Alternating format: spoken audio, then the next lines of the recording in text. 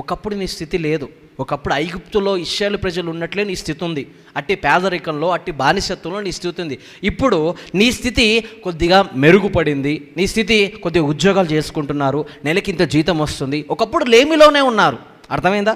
కొన్ని తినలేని పరిస్థితిలో ఉన్నారు, ఇప్పుడు తినగలుగుతున్నావు, తిరగలుగుతున్నావు. కొన్ని ప్రదేశాలకు అప్పుడు వెళ్ళడానికి కూడా డబ్బు లేని పరిస్థితుల్లో ఉన్నావు, ఇప్పుడు వెళ్ళగలుగుతున్నావు. కానీ ఈ పరిస్థితిలో కూడా నువ్వు వెళ్ళగలిగినప్పుడు, తిరగలిగినప్పుడు, తినగలిగినప్పుడు, తిని తృప్తి పొంది నీకిచ్చిన దేవుడు స్థితిని బట్టి, నీకిచ్చిన ఉద్యోగాన్ని బట్టి, నీకిచ్చిన కుటుంబాన్ని బట్టి, నీకిచ్చిన స్థాయిని బట్టి నువ్వేం చేయాలి?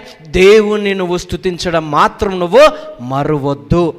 చాలామంది ఏం చేస్తారు తెలుసా? ఉద్యోగం లేనప్పుడు అంతవరకు దేవుని దగ్గరకు వస్తారు, ఉద్యోగం రాగానే ఇంకా నాకు ఈ దేవుడు వద్దు అన్నట్టు, ఈ ఉద్యోగం నాకు ఉంది కదా, ఏదైనా చేయగలుగుతాను, ఏమైనా చేయగలుగుతానని దేవుణ్ణి మర్చిపోతారు, దేవుణ్ణి స్తుతించడమే మానేస్తారు. చూడండి, ఉద్యోగం లేనంత వరకు ఉదయం ప్రార్థన చేస్తారు. ఉద్యోగం కావాలి కదా, మరి కావాలి కదా, అవునా? ఉద్యోగం వచ్చినాక చెప్పు, ప్రార్థన కరువు అయిపోద్ది, స్తుతించడం కరువు అయిపోద్ది, భక్తి చేయడం కరువు అయిపోద్ది, ఆయనకి భయపడటం కరువు అయిపోద్ది, ఆయనకు లోబట్టం కరువైద్ది, ఆయన ఎదుట మోకరించడం కరువైపోద్ది.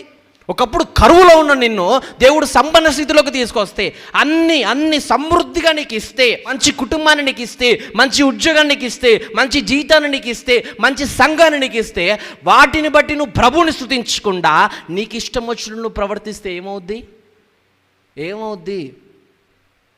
అన్నీ ఇచ్చిన దేవుడు తిరిగి అన్నీ తీయలేడా? చెప్పు, తీసివేయలేడా? ఆయనకి అసాధ్యం అంటే ఏమైనా ఉందా? అందుకే ఈ మధ్యలో కొత్త పాట ఏంది, ఆయన ఏమైనా కథ మొత్తం ఏదైనా, లేమిలో ఉన్న నిన్ను సంపన్న స్థితికి తీసుకొచ్చి నీ కథని మార్చగలడు. అదే సంపన్న స్థితిలో ఉండి గర్వపడుతున్న నిన్ను తిరిగి లేమిలోకి తీసుకొచ్చి నీ కథను ఉల్టా చేయడానికి కూడా దేవుడు సిద్ధంగానే ఉన్నాడు. Hallelujah. He can make you as a hero, he can make you as a zero. ఆయన తలుచుకుంటే ఏదైనా చేయగలడు, కథ మొత్తం మార్చగలడు. అవునా కాదా? మనం ఎప్పుడైనా తృప్తి కలిగి జీవిస్తే దేవుడు కరెక్ట్ ఏ టైంకి ఏది కావాలో అన్నీ సమకూరుస్తాడు.